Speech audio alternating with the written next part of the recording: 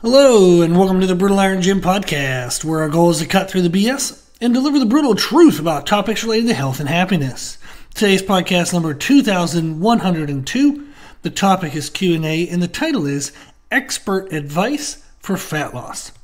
One of my clients had sent me a video link, and it was a summary of interviews on the podcast channel, The Diary of a CEO. So I had sent out a newsletter to my clients telling them I was listening to that podcast and had a couple good episodes I wanted them to check out. So they were rummaging through the archives there, and they found a good podcast that they thought I would be interested in. So they wrote the following. Dude, this is why the world needs you. I know you have limited time, but I know you watch this stuff as well. But here's a link to a video that supposedly has 7 experts talking about the best way to lose weight, but all the experts are giving different advice. If you do end up watching this, could you make a podcast of your thoughts? Who's most right? Who's most wrong? Is there anything in here that's valuable that I should add to what I'm doing? So very awesome. I appreciate they cared what my thoughts would be. So I did go ahead and listen to it, and I listen to that stuff all the time. So he was right. This is stuff I find super interesting. So I was happy he sent it. There were 7 experts in the kind of a compilation video, and all 7 had different areas of focus that was their best advice for fat loss. So each of the 7 people believed they were saying the most important thing for fat loss. So number 1, and I'm going to go back through in more details here. Number 1, an expert gave like macronutrient specifics, like what you should eat, how much of this, those things. Expert number 2 talked about fasting and how fasting was the best thing for fat loss. Expert number 3 talked about sleep and its impact on weight gain. So therefore, if you sleep better, you'll lose weight. Number 4 talked about mental health. Number 5 talked about therapy hacks, and I'll explain what those are in a second. Number 6 talked about exercise for weight loss and actually how it means nothing and it's worthless. Number 7 talked about stress management. So I wanted to go through and actually just give you a couple bullet points of what their advice was. And then my follow-up thoughts on the good, the bad, and the ugly. And then what we could take away from this for ourselves. So going back to number 1, macronutrient specifics. The 3 big takeaways from this expert was that 16% of your diet should come from protein. You should have 30 grams of fiber per day, and you should consume non-binded sugars to less than 5% of your total daily calorie intake. Non-binded sugars mean sugars like separated from fiber, like would be instead of eating a piece of fruit, you drink fruit juice. That would be a fruit juice would be a non-binded sugar. It's not part of like the original thing. So, if I drink apple juice versus eating an apple, I'm going to get an incredibly way more concentrated amount of sugars from apple juice than I would from eating an apple. And that, they said, was negative towards being lean. And that's pretty true. So consuming a bunch of sugar isn't usually going to help you lose weight. Sugar increases when we consume calories, and if we have basically what sugar does is it shuttles those calories more to like the muscle cells around the body, and then if you use it, great. If you don't use it, it can be converted over body fat. It basically makes that energy available very quickly, and if it's a lot of energy and it's available very quickly, you have a lower likelihood of being able to use it that fast. So therefore, there can be excess in that moment, and that can cause fat formation. That's a little summary of it. So if you reduce sugar, then what you eat digests much slower. It gets kind of spread out throughout the body slower, and the body has a better chance to burn it off. So it's not going to create as much of a momentary excess, given that it's taking longer to digest and longer to get around the body. It gives the body more time to use it up. So that was the advice from that expert. 16% protein. like one of the takeaways I got when listening to this was there was 16% of what? Meaning they didn't give a total calorie amount. So it's like, okay, if you know, should I eat 2,000 calories? Should I eat 3,000 calories? Should I eat 2,500 calories? So when you say 16% protein, okay, but 16% of what? Now somebody might say, well, just eat the amount of food that allows you to maintain your body weight, and then of that food, eat 16% of it being protein, and then slowly start to consume less calories. Totally understand that. And theoretically, duh. Of course that's what you do. The challenge is for people to try to figure that out. If they have to figure that out on their own, that means they got to track everything they're doing, calories and protein at least. Then you would say, okay, how many calories am I consuming per day? Most people don't know that you can actually just do that based on a weekly average, but the weekly average can't be too variant. You do want it to be within the ballpark. So you don't want 1,000 calories one day, 3,000 calories the next day and say, oh, I have a 2,000 calorie average. No, that's too big. So I would try to keep my variance to 20% plus or minus at most. Usually 10% plus or minus is a much better range. But if you track your calories every day, you're not going to likely be able to hit the exact same number of calories. So if you consumed 1,674 calories today, unless you eat the exact same foods, measured out the exact same way, you're not going to have 1,674 calories the next day. And you're not going to be able to do those same foods measured out the same way every single day for the rest of your life. There is going to be some variance. So some days you'll be eating 1,600 some days 1,700 some days 1,500 some. So maybe your average is around 1,600. You would say, okay, it looks like I've eaten 1,600 on average for 2 weeks. My weight has kind of plateaued. It hasn't gone anywhere. So that means I need to bring that average down. Instead of 1,600 and some, maybe I need to go to 1,500 and some. My weight will start to come down. So at 1,500 and some, I need it to be 16% protein. Let me figure out how much protein that is. And then should I have that all in one meal? Should I have that in 2 meals? Should I have it spread out over the entire day? Didn't really say, so maybe it doesn't matter. That's a lot of work. All of that is a lot of work. And can it be done? Absolutely. Yes, 100%. But that's like where something like me does it as a job, because that's how much freaking time and effort like it takes, and the knowledge base it can take to make that seem easy. But that was one kind of knock, quote unquote, on this expert's advice is 16% protein, 30 grams of fiber. Like 30 grams of fibers, you could do that. You can track that through like vegetables and stuff, but now you're tracking calories, protein, and fiber. Then if you're looking for 5% non-binded sugars, now you got to track sugars. So now you're tracking calories, protein, fiber, and sugars. Now the key is okay, well, if my calories are correct, but my protein is low, do I eat more protein to get my protein up to 16%? But what if my calories go over? What if in order to get to 16% protein, I accidentally ate 40 grams of fiber? Is that good? Is that not good? Is that too much?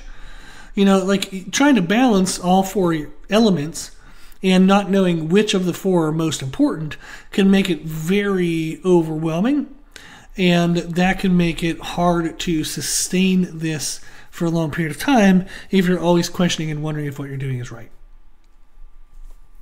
Then the other knock on this is it might be best for fat loss, but what about sport performance, muscle mass, and strength? Muscle mass and strength are increasingly more important even in just the world of longevity studies. So even if you don't care how much muscle you have, you do need to care, because as you get older, muscle and strength are directly correlated to how long you live. They're doing more and more studies. More and more people are coming out, advocating for resistance training as a form of longevity health. So you absolutely do need to start paying attention to muscle mass and strength. And is 16% protein enough to maintain what you have? Is it enough if you're training to build new? The guy doesn't really talk about that. So there's going to be a lot of questions coming out of that. So what do I think about this advice overall? It's kind of useless. Now, just because it's my opinion doesn't mean I'm right. That's definitely for sure. But the way that I would see this is a client is going to listen to this and then not really still know what to do. And that to me means it's useless. If somebody comes to me and they ask me, hey, how should I lose weight? I would want them to leave that conversation knowing what to do. If they left that conversation and said, wow, I heard a lot of information, but I really actually don't even know what to do next, then I failed. That was not a very good conversation for me. I didn't teach them well. I didn't communicate very well. So that would be a failure in my mind for me as a nutrition coach and expert. If somebody walks away from this and doesn't know what to do, that's a failure. And I think that people will listen to this person's podcast and then also not really know exactly what to do, and therefore it's a failure. So not great advice. Expert number 2, it talked about fasting. She talked about the benefits of various types of fasts, anywhere from 12 hours up to 72 hours. She was saying how a 72-hour fast can promote the body to heal damaged tissues. What was difficult about this was she didn't have an explanation of the physiological mechanisms in which these things occurred. She would just say, hey, we studied people, they fasted for this long, this is what we saw. But why? How? What was... one of her stories was that she had hurt her Achilles tendon. And for a certain amount of time, I don't know how long it was, say a couple months up to a year, nothing was working. Her Achilles tendon was always in pain, and she did a 72-hour fast. And around I think she said the 40-some hour mark, her Achilles tendon started tingling. And it tingled all the way until the 72-hour mark.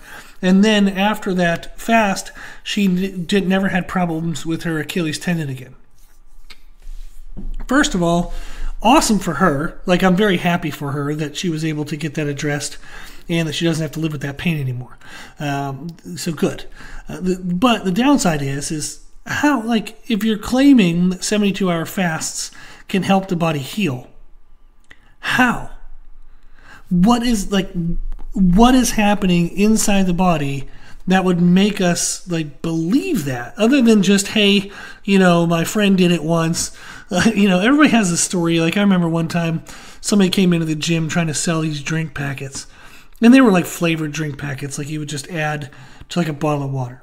And he's like, yeah, my cousin started taking this and it cured her cancer, so my whole family believes in this. We all use this, and you should buy this. And I'm like, you're an idiot. That's a horrible approach to selling a product. Is this drink packet will cure cancer. I'm pretty sure you're not going to be peddling it to small town gyms, which would be my gym. So I know my place in the world, to some degree at least. But you're not going to be bringing it in to some small town gym and begging me to buy it. If it was a cure for cancer, it would be worth $1 gajillion and everybody in the world would already know about it probably. So it's just, anecdotal stories are not very useful in the sense of if it's replicated, okay, let's read the studies, let's see the studies. Can we quantify the degree in which damaged tissues were healed? Were they healed 10%, 20%, 30%? Pain metrics. If you're doing pain sensory testing, how are you measuring that, and what are the consistencies between, person A to person B? If somebody rates 5 out of 10 pain, that's useless. Person to person, it is useful if you're comparing within a single person, something they felt at a 10 out of 10 pain goes down to a 5 out of 10 pain. That's useful. But if you're monitoring across population and say all these 100 people, rated their pains previously at 7 out of 10 and now they're down to 5 out of 10, that's not super duper helpful. And is that what amount of what tissue healing happened? It's just so non-specific. And that's the part that drives me nuts, is the majority of her stuff was, we had participants do this fast. This is what they experienced. We measured a couple blood markers. So for example, they fasted for 12 hours and their blood pressure was lower. Okay, Yeah, but they're not going to be able to just fast forever. And was that a momentary issue? Like, okay, their blood pressure was lower at the 12-hour mark, at the 2-hour mark. Like, was it beneficial because they fasted and then from hours 4 to 12 they had low blood pressure, which could be good for the body, but then they're going to need to eat again. So what happens when they eat? Does their blood pressure spike? So maybe instead of fasting to control blood pressure, maybe they just need some blood pressure medication. Maybe they need to lose fat. Maybe they need to eat healthier foods.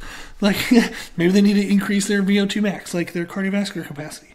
So for me, this one was absolutely useless because the metrics were so nondescript. Like, for example, her fat loss fasting protocol was to fast for 36 hours, eat for 12 hours, fast for 36 hours. Okay. So let's see here, what's that math? Like 78, 84. So in 84 hours, you eat for 12 hours. You're going to lose weight. You're going to be dehydrated, likely. You're just not going to have as much food in your intestines as you would have had eating a normal amount of food on a normal rate. You just, like, no shit that you're going to lose weight. And you're going to burn some body fat during that process, absolutely. But then also, what the hell are you going to do after that? Are you just going to follow that pattern for the rest of your life? You're going to fast for 36 hours, eat for 12, fast for 36 hours, eat for 12, fast for 36 hours, eat for 12 for the rest of your life? Like, that doesn't even address why the person's overweight in the first place. So these things, to me, are just frustrating because you're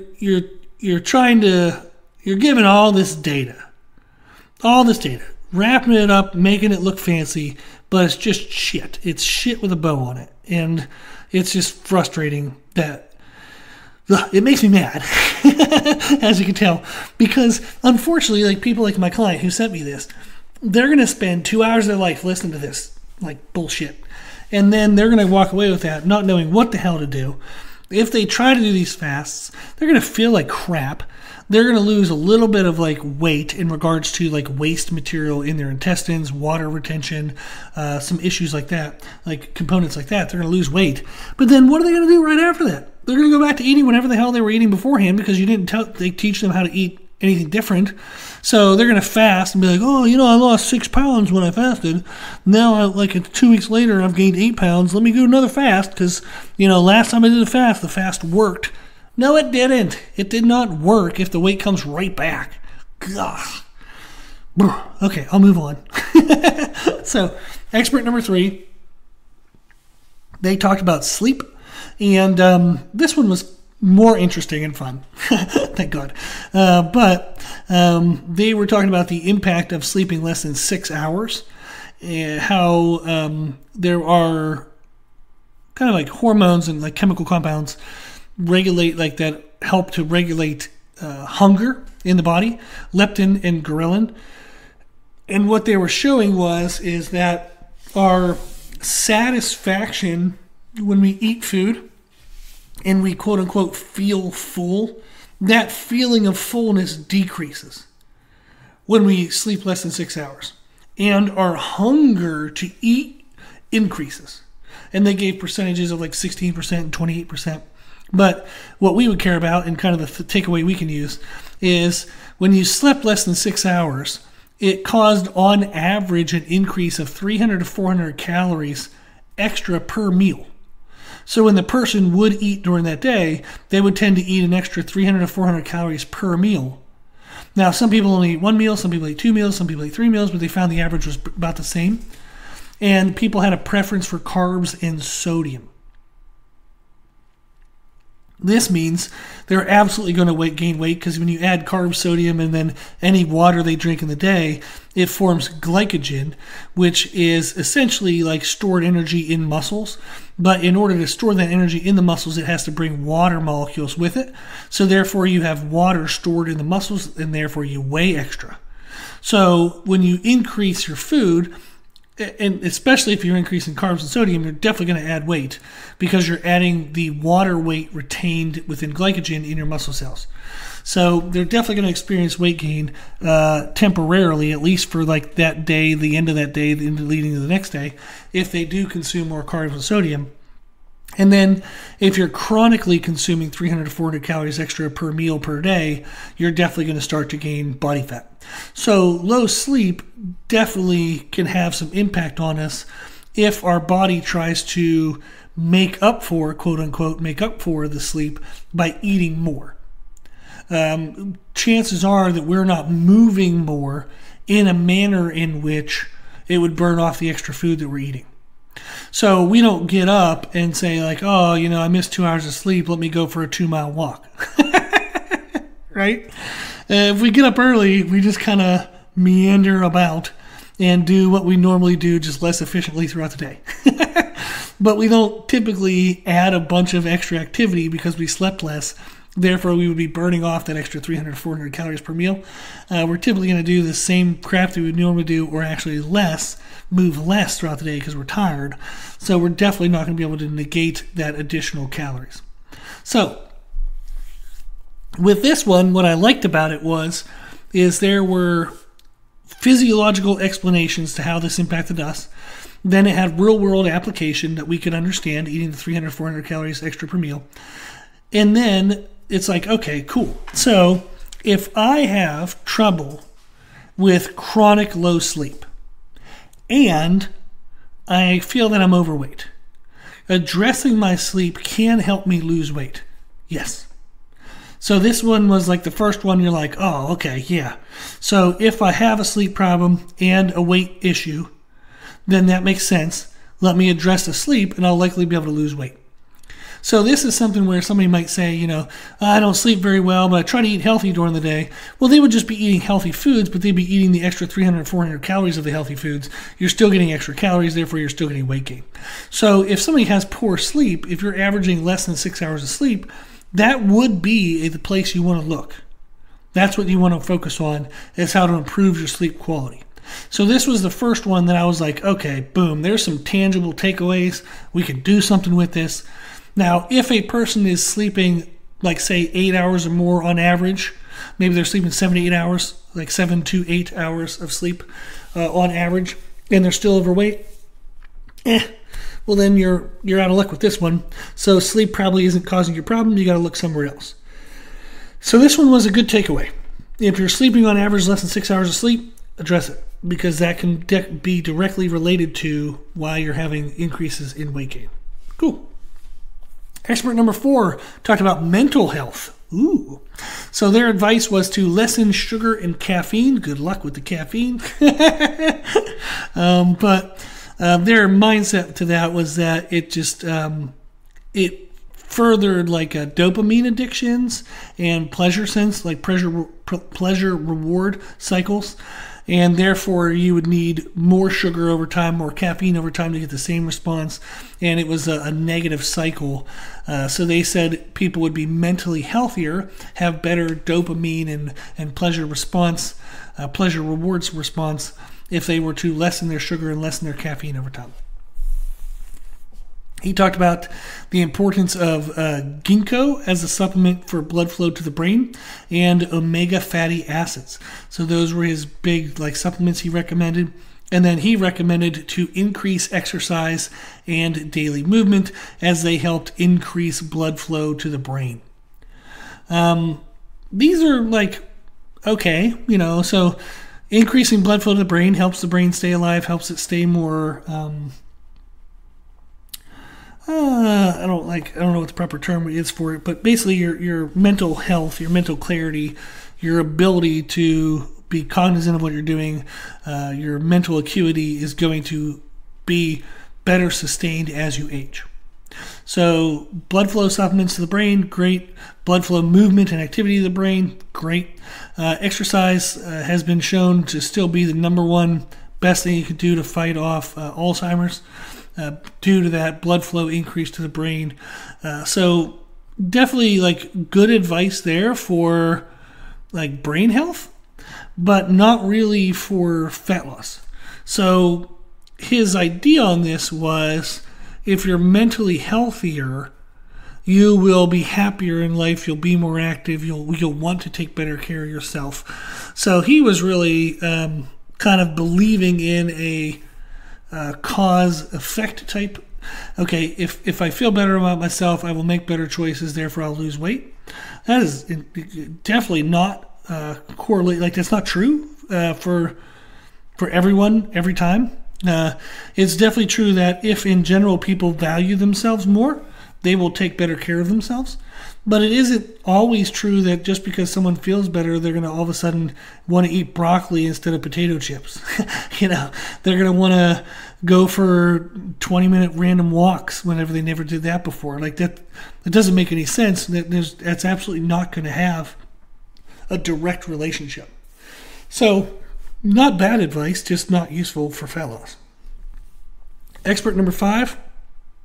This guy, oh man, I heard about this guy before. I do not like him. The reason why I don't like this guy is he just hypes up the most goofy shit and then gives his clients drugs like above physiological levels of testosterone and like fat burners and all these other things, but claims that it's like this other stuff that's doing it. And helping clients who take supplements, like illegal and otherwise, for competitions, you can see the transformational changes in the time frames that he's given, and you're like, yeah, screw you, dude. It wasn't ice baths and like sun exposure that took them from 33% body fat to 10% body fat in like 12 weeks. So, kiss my ass. Yeah. So, but that's the stuff that this guy proposes, and he's absolutely full of shit. And other people who do honest reviews on like YouTube and stuff will all say the same. Maybe not quite as aggressive as I say it, but they're going to say similar stuff. Is, if somebody lost 10% body fat in 10 weeks because they were doing square breathing, it's like, just go screw yourself. Like, hopefully no one believes this, that kind of stuff. But he talked about breathing work and the importance of, he didn't call it square breathing, but it's essentially another term for it is square breathing. But where you breathe in for 4, you hold for 4, breathe out for 4, hold the breath out for 4. This is a trick that people will use, like I first heard of it in the military, breathing techniques to help control anxiety and stress during military drills and military events, like high-pressure situations, is if you focus on your breathing and you breathe in counting 1, 2, 3, 4. Then you're holding your breath in, counting 1, 2, 3, 4. Then you breathe out, counting 1, 2, 3, 4. And then you hold that breath out, counting 1, 2, 3, 4. You can hear how calming that is, right? It automatically calms you. And that would be the idea of breath work, is if you're counting to 4 and you're paying attention to your physical mechanics of breathing, you're probably not going to be able to pay attention to what's giving you anxiety. So it can really help people work through moments of anxiety, bring their blood pressure down, bring their panic sensations in their body down. But he was believing in breathing work to help for fat loss. I don't know. If anything, if it's a reach, it might lower cortisol. And when cortisol is high, it impairs fat loss and actually promotes fat storage. But he didn't even make that reach. But that would be the closest thing to making any sense, in my opinion. Then another category he said was getting back to nature was to do grounding work. So, and with sun exposure. So when you get up in the morning, first thing in the morning, you got to touch grass. You got to touch some dirt. So he said get out barefoot and touch the grass. Get exposure to the sun. And it's like, oh God, man, like, I don't know. Like, is it likely going to lower someone's stress? Again, this would be a cortisol related thing. Is it likely going to lower someone's stress? Sure. Yes. How much sun exposure? I don't know. People talk about skin cancer when you expose yourself to sun too much. So I don't know if that's a good or a bad thing. Grounding yourself, like touching like physical grass and dirt with your bare feet. I don't know. Like, if I went and did that out in the yard, I don't think I'd feel any different than the way I feel right now. But it's probably also because I'm skeptical and annoyed at this advice. So I don't have the right mindset for it. But in the morning, if you were to go out and sit in the nature, whatever that means to you. Is it going to likely make you calm and feel better about yourself and feel better about your day? Hell yeah, that definitely will make you feel better. Meredith and I actually, whenever it's not 1,000 degrees outside, we like to sit on our porch. And she'll drink coffee, I'll drink, I don't know, protein drink or an energy drink or something because I don't like coffee. But we'll just sit out there, we'll chit-chat a little bit, talk about what our day is going to be, kind of just connect.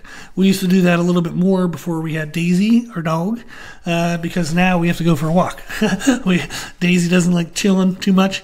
She likes to move. So we do that same thing, but now we do it on a walk. We talk about our day and plan out how things are going to go. But just getting outside, feeling the wind, feeling the heat of the sun, is all that going to help you feel better? Probably yes. It's very good for stress management. All that stuff will probably be really good for stress. But what impact is that going to have on fat loss? I don't think anything. Then his third piece of advice was ice baths, and it was quote unquote the single most important thing for fat loss. Absolute bullshit. Ice baths have their place, but they're not anything more important than what you would be eating and putting in your face food-wise. So none of his advice was food. It was breathing work, getting back to nature with grounding and sun exposure and ice baths. Absolute stupid. I just get grumpy because if you're overweight, remembering to do square breathing for 8 minutes a day and sitting out in the sun, it's going to make you feel better, yes. But is it going to have any impact on body fat? No, none. Ice baths? No. If you still eat like a jackass, you're still going to weigh like a jackass. You can't just ice bath yourself to being skinny. You got to change a lot of other habits. So wasn't really a big fan of this guy. Expert number 6 talked about exercise for weight loss and how it was completely useless. He believes that exercise for weight loss is a complete waste of time. He said that exercise has been shown to spark hunger and that the person will replace calories burned with food consumed. Sure, if the person isn't tracking their nutrition and saying okay, I can eat 2,000 calories a day, let me also go for, a 10,000 step count. If they went from a 2,000 step count to an 8,000 step count, for example, that is going to help them get leaner, assuming that they kept their diet the same. If you tell somebody to go from 2,000 step count to 8,000 step count, but you don't have them track anything about their food, yeah, they're going to eat more because they moved around more. They're going to be more hungry. Duh. That wasn't revolutionary. That wasn't anything amazing insight. So this guy was a complete waste of time because no shit, you would have to control your food if you want to have an increase in exercise, which is essentially an increase in calories being burned, have any impact. If you just burn 400 calories but you eat an extra 400 calories, of course that is going to help you lose weight. No shit. So this guy was useless. Expert number 7. I'm a big fat jerk because I'm just throwing a whole human being away in expert number 6. I'm sure he's a smart person, good for I don't know. I'm sure he's a good person, but his advice was trash. Absolute trash. Expert number 7 talked about stress management. His advice was that high stress, which correlates with high cortisol. Cortisol is our stress hormone. It decreases fat being burned and increases fat storage. That is true. Also, high stress leads to poor food choices and using food as comfort. That is true. Also, high stress leads to low self-worth and low self-drive. Also, low pain tolerance. And that's not necessarily physical pain, but emotional, mental pain, like having to say no to eating something you like. That is essentially like an emotional pain. You're going to have low tolerance for that.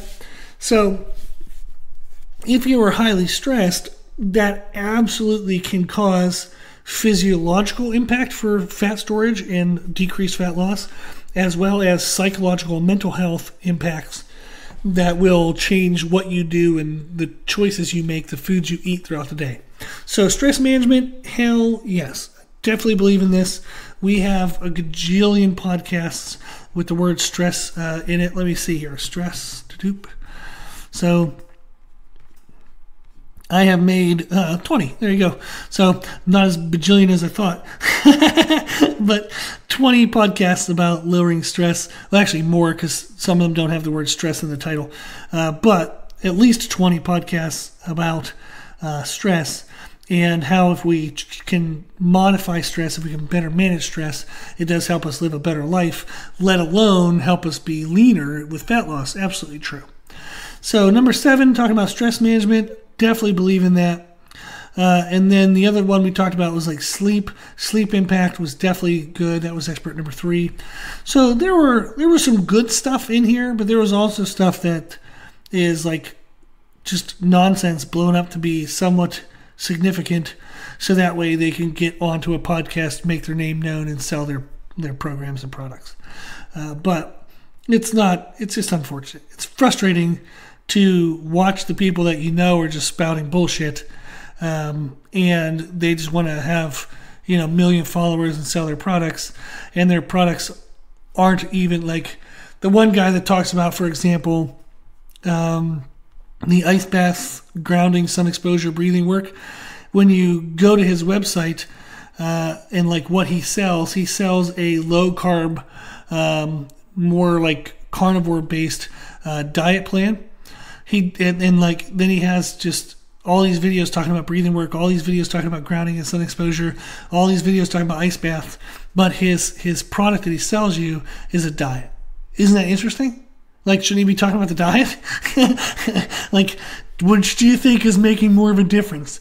The thing that he's actually selling you versus the things he just tells you are the hacks and the secrets that everybody could lose weight if they just do these things. Oh, and if you believe that to be true, come to this website and buy my diet. Come on. So, my takeaways. In general, consuming less sugar is probably a pretty good thing. That came up quite a bit. And that comes up quite a bit in almost all experts' advice for fat loss, is you do want to limit sugar intake. I would limit sugar intake to really only, if you're going to use it, drink it, consume it, to around like exercise times, like workouts. So you have a little bit of energy, quick available energy for workouts. But other than that, you would want to go ahead and consume not like the majority of your sugar in a binded form, which means it's paired with fiber and it's in its kind of like original state. So that would be eating the apple versus drinking the apple juice. And then the other takeaway is that fat loss and healthy body composition is influenced by a wide array of elements. It's nutrition, exercise, sleep, mental health. There's so much that can go into the way we look. So if you are struggling and say you're hyper-focusing on nutrition, but you're kind of plateaued, look at some of these other things. Look at your sleep, look at your mental health, look at your stress management, look at your exercise. So don't get too narrowly focused where you're hyper-focusing on one spot, but you're completely ignoring other aspects of health. So that was a takeaway for me, is really all of these things have some merit in regards to they have potential to influence how you feel, how your body actually operates and works, the decisions you make.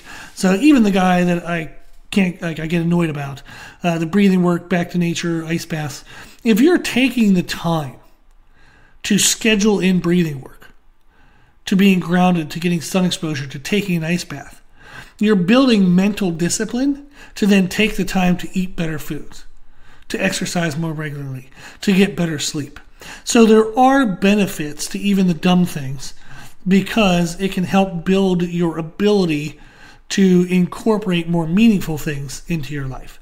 I just get mad when people, unfortunately, end up wasting a lot of time on the dumb stuff and they don't ever get to the good stuff. So what I would focus on, the advice that I have, that I use for all my clients, even since I was 16 years old, and when I started helping people with nutrition, is you have to have some form of awareness and control over calories. You can count them in points.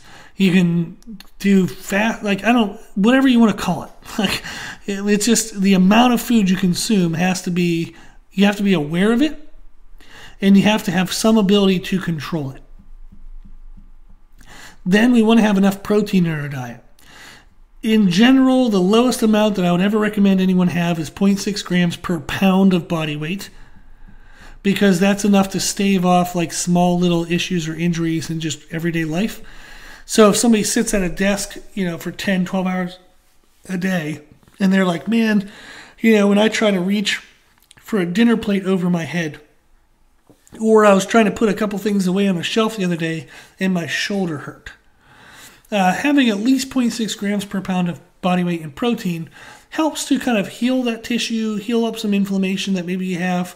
We would also want to work on body positioning, do some corrective exercises. So I might give them some postural drills to try to reset healthy shoulder position. But then having that 0.6 grams per pound of body weight in protein, make sure that the postural drills and any inflammation, any annoyance to the tissues is healed. And then we go anywhere from there up to 1.2 grams per pound of body weight. Some people will go higher, but that's typically the highest range I would have somebody if they're doing a lot of muscle damaging activity. The other benefit of protein is it's satiating. So if you eat enough of it, it will reduce how much carbs and fats you eat, which then can reduce your excess in carbs and fats, which reduces the chances of that excess being stored as body fat. So it's very helpful for that.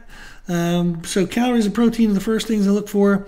And then usually meal distribution or macronutrient distribution, like when are we having our calories, when are we having our protein, is the third thing that I would look at. And then you also look at, okay, if I'm going to have, energy nutrients in this meal, do I want carbs or do I want fats?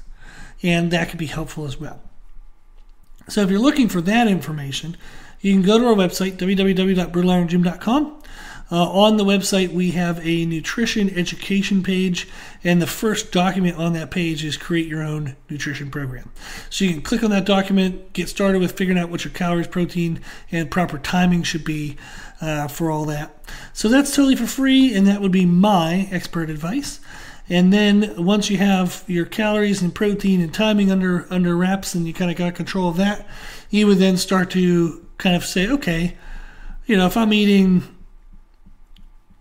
say I'm eating like Pop-Tarts and like junky, sugary carbs. How do I feel if I were to switch it over to, say, like a white potato for dinner or for lunch?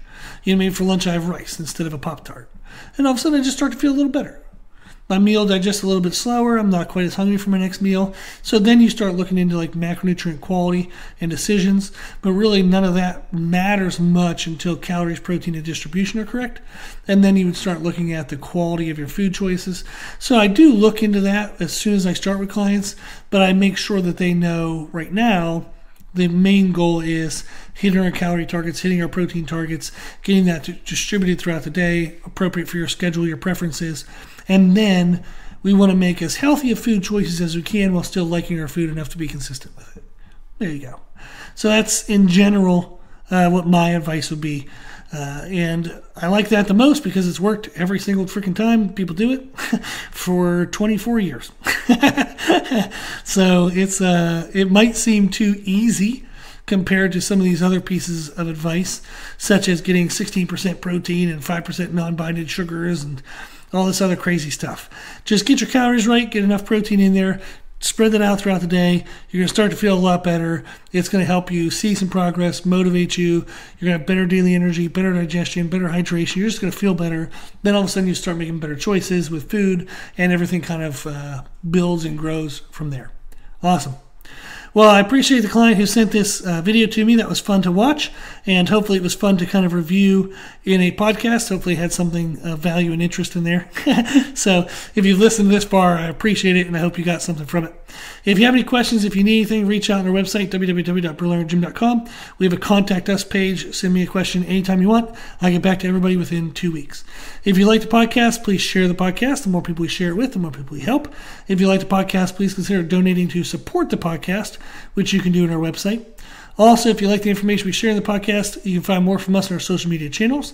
I post every single day on Instagram and YouTube with content that is different from our podcasts. So definitely check us out on those two social media platforms, Instagram and YouTube. And if you do, make sure you give us a follow or a like, some type of interaction to help build up those platforms so we can reach more people. As always, I hope this was helpful, and thank you for listening.